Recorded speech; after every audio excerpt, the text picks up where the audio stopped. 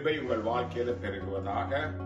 சங்கீதம் 18:1 சொல்லுது நான் நீரே என்னுடைய பலன் ஆண்டவரே, நான் உம்மிலே அன்பு கூறுவேன். என்னுடைய பலன் தேவனா இருக்க வேண்டுமா இருந்தால் அடுத்த வசனங்கள் இப்படியா கூறுகிறது, கர்த்தரின் கண்மலையும் அசைக்க முடியாத நம்பிக்கையுமா இருக்கிறார். அவரின் கோட்டையும் ஆபத்து நாளிலே தஞ்சம் புகிற இடமாய் இருக்கிறது.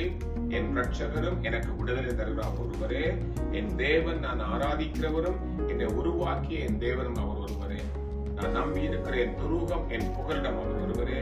என் கேடகம் என்னுடைய பாதுகாப்பு அவரே. என் ரட்சணிய கொம்பும் என்னுடைய பலனும் அவரே.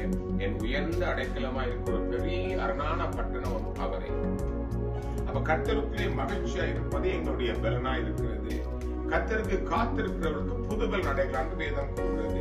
இதுவே நாங்கள் தேவ சமூகத்திலே காத்திருக்கும் போது எங்களுக்கு வரக்கூடிய எல்லா பிரச்சனை சூழ்நிலையில இருந்து நாங்கள் இன்னும் உயர எழும்பி பறக்கத்தக்கதா, இன்னும் எழும்பி பிரகாசிக்கத்தக்கதாக தேவனோட காத்திருக்கும் போது தேவன் கிருபை கொடுக்கிறார்.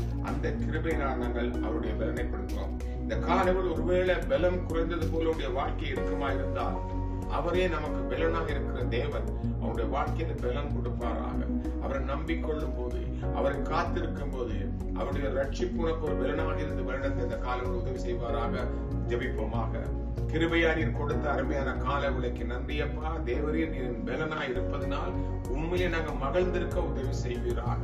கர்த்தாவே, இந்த கால விலையில பலம் குறைந்து போன வழி போல ஆண்டவரே ஏதோ ஒரு பலவீனத்தோட இருக்கிற ஒவ்வொரு பிள்ளைகளுக்காக வருகிறேன். இயேசுவின் நாமத்தினால பலம் உண்டாவதாக, வியாதி நீங்குவதாக. என் கர்த்தர் நீர் பலனாக இருந்து ஒவ்வொரு பிள்ளைகளையும் திடப்படுத்தி பலப்படுத்தும்படியா ஜெபிக்கிறோம். ஆண்டவரே, எல்லா விதமான பொல்லாப்புகளுக்கு விலகி காத்துக்கொள்ளுங்க. இந்த கால வேளையில ஒரு புதிய அற்புதம், ஒரு புது கிருபை ஒவ்வொரு பிள்ளைகள் வாழ்க்கையிலே மூடிக்கொள்ளட்டும். தாழ்த்தி ஒப்புக் கொடுக்கிறோம். இயேசுவின் நாமத்தில் ஜெபிக்கிறோம் அருமை பிதாவே. ஆமென்.